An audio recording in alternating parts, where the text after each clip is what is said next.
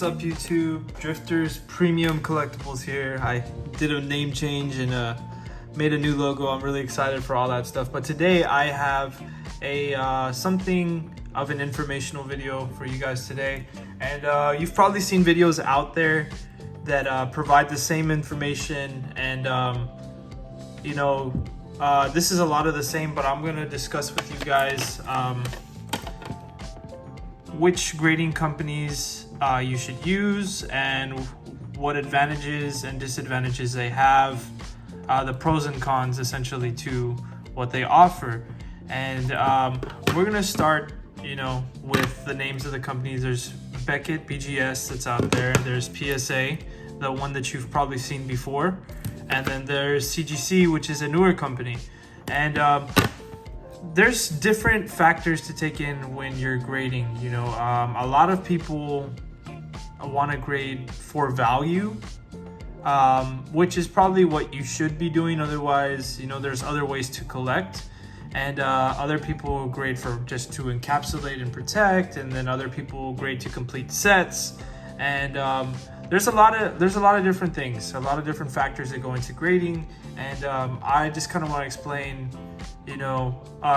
not explain, but give you a better understanding, so that way you can kind of decide what route you want to go to. And if not, it's always okay to interchange your collection and have different grading companies a part of it. And so I'm going to start off with value. In terms of value, PSA is probably the way to go.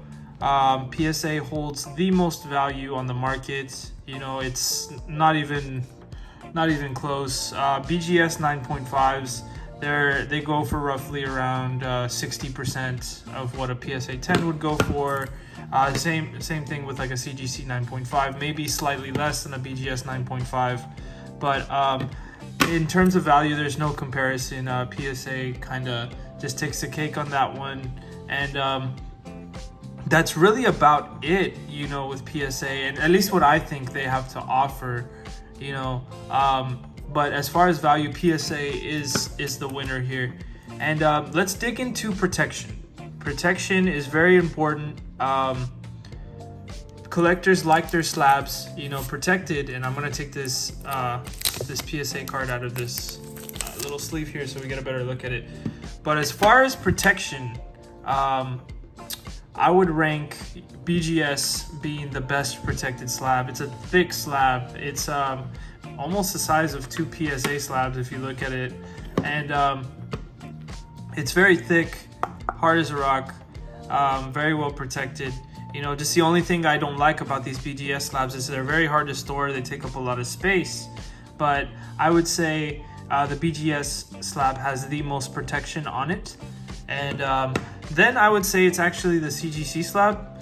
It's really nice, very well protected as well. And PSA slabs, I'd say, come in last. They feel very cheap, if you ask me. And it's kind of disappointing because the most expensive of the three in terms of grading, paying to grade with, provides the cheapest slab. And that's pretty disappointing, but PSA is on top. Why change anything if they're on top? So it kind of sucks. I really wish they would do something about that, but that's just the way it goes. So in terms of clarity and eye appeal, I would say CGC takes the cake. CGC has this crystal clear slab. I don't know how they do it, but it's I got a PSA slab right here, and they both look pretty good on camera, but in person, if you look at a CGC slab, it looks like there's nothing in front of it. It looks like I can grab the card out of there. And I don't know how they do it, what they use, but it's a crystal clear presentation. And it certainly has a lot of eye appeal. For some people, they might go the BGS route. I like BGS a lot, the way it looks. I love the scheme that they go for, but I really hate that they sleeve up their cards. Like, you see a sleeve right there? I hate that they sleeve up their cards because it gets all foggy inside and it takes away a lot from the presentation. Whereas I have it right next to a CGC, you can already tell. This one is kind of fogged up inside. It doesn't look as bright as this one does. And it's really unfortunate. Maybe if Beckett removed that sleeve and found a way to keep the card still in place, then it would be a lot better to me. But in terms of presentation, it would definitely be CGC. Next, I'm gonna go as far as collectability. Honestly, a lot of people go the PSA route, but it is so expensive to collect Gem Mint 10s and PSA.